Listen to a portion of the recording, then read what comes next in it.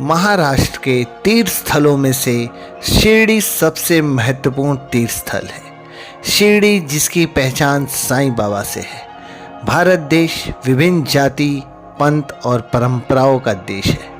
अलग अलग जाति और संप्रदाय के लोग अलग अलग भगवान का प्रचार करते हैं, पर साईं बाबा के बारे में कहा जाता है कि उन्होंने 19वीं सदी में लोगों को धर्म और भेदभाव से ऊपर उठकर सोचने सिखाया। शिरडी साईं बाबा के अपना महत्वपूर्ण जीवन एक फ़कीर के रूप में बिताया, पर लोगों को मानवता का एक विशाल खजाना देकर चले गए। जी हाँ दोस्तों, आज हम बात करने जा रहे हैं शिरडी के साईं बाबा के बारे में। आज हम साईं बाबा के ऐसे कुछ रोचक तथ्य आपको बताएंगे जिसे आपने पहले नहीं सुना होगा। तो बने रहिएगा वीडियो के अंत तक। आप सबका स्वागत है आपके ही अपने चैनल फैक्ट सेटर में। तो चलिए शुरू करते हैं। साईं बाबा एक योगी, संत और फकीर थे जिन्हें आज भगवान के रूप में पूजा जाता है।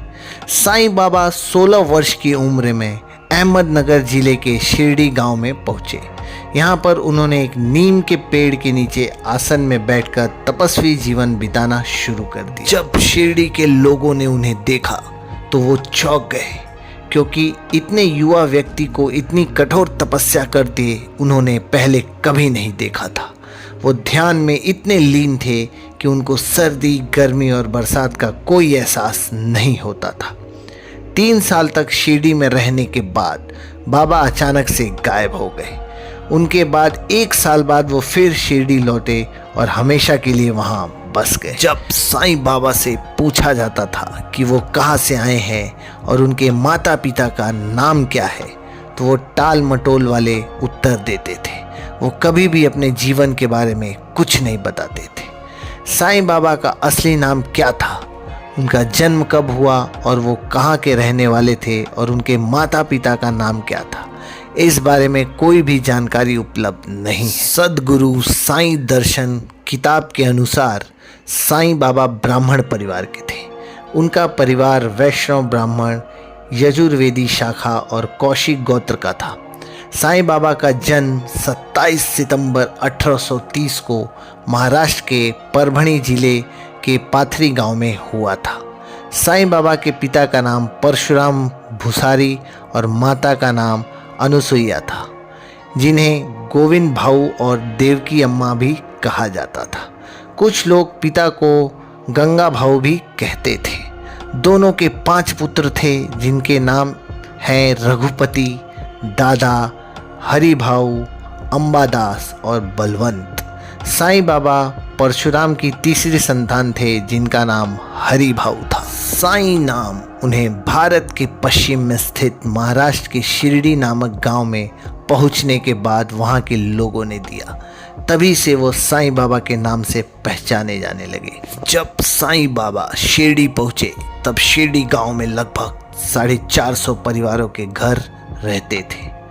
वहाँ साईं बाबा ने सबसे पहले खंडोबा मंदिर के दर्शन किए। फिर वे वेंकुशा के बताए उस नीम के पेड़ के पास पहुँच गए। नीम के पेड़ के नीचे उसके आसपास एक चबूतरा बना था। भिक्षा मांगने के बाद बाबा वहीं बैठे रहते थे। कुछ लोगों ने उनसे उत्साहवश पूछा कि आप यहाँ नीम के वृक्ष के नीचे ही क्यों रहते हैं। इस पर बाबा ने कहा कि यहाँ मेरे गुरु ने ध्यान किया था, इसलिए मैं यहीं विश्राम करता हूँ। कुछ लोगों ने उनकी इस बात का उपहास उड़ाया।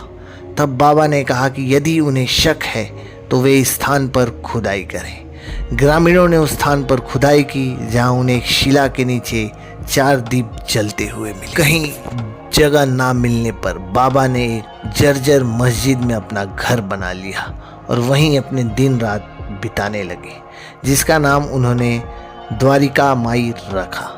द्वारिका माई समाधि मंदिर के दाईं तरफ है। द्वारिका माई वह जगह है जहां साईं बाबा ने सबसे ज़्यादा समय बिताया। आज भी द्वारिका माई में वो पत्थर रखा है जहां साईं बाबा बैठा करते थे। साईं बाबा हमेशा रात्रि में यहाँ दीपक जलाया करते थे। साईं बाबा ने काफ़ी समय मुस्लिम फ़कीरों के संग व्यतीत किया, पर उन्होंने कोई भी व्यवहार धर्म के आधार पर नहीं किया। वह सिर्फ मानवता में विश्वास करते थे। उनका कहना था सबका मालिक एक। साईं बाबा हमेशा बीमार और दुखी लोगों के सेवा किया करते थे और दूसरों को भी इसके लिए प्रेरित करते थे। साईं बाबा शिरडी के केवल 5 परिवारों से रोज दिन में 2 बार भिक्षा मांगते थे।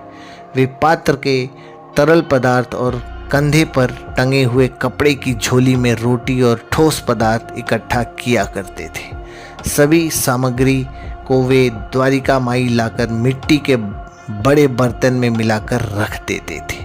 कुत्ते, बिल्लियाँ, चिड़िया निसंकोच आकर उस खाने का कुछ अंश खा लेते थे। बची हुई भिक्षा को साईं बाबा गरीब भक्तों के साथ मिल बांटकर खाते थे। शिरडी में प्रतिदिन लगभग 60,000 लोग बाबा के दर्शन के लिए आते हैं। वहीं गुरुवार व रविवार को यह संख्या दोगुनी हो जाती है और रामनवमी, गुरु पूर्णिमा और विजयदशमी पर यहाँ 2 से 3 लाख लोग दर्शन हेतु आते हैं। वहीं साल भर में लगभग 1 करोड़ से भी अधिक भक्त यहाँ बाबा के दर्शन के लिए आते हैं। विजयदशमी के दिन शिरडी में साईं बाबा का महाप्रयाण दिवस मनाया जाता है। बाबा ने हमें श्रद्धा और सबूरी के रूप में ऐसे 2 दीप दिए हैं जिन्हें यदि हम अपने जीवन में लाएं तो उजाला पैदा कर सकते हैं। श्रद्धा का अर्थ है विश्वास, जो हमेशा व्यक्ति को सही रास्ते पर ले जाता है।